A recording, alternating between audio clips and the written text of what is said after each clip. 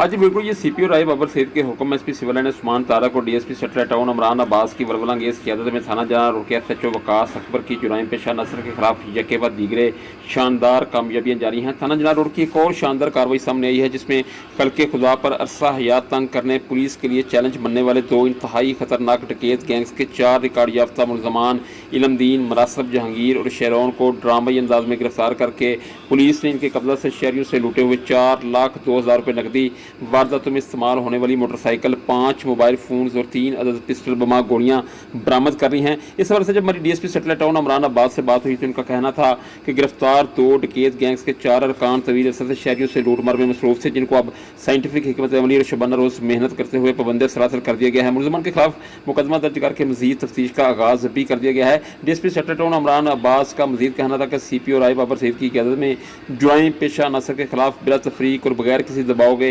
इंसदाद जुराइम के हवाले से ताबड़तोड़ कार्रवाइयाँ जारी रहेंगी। जी।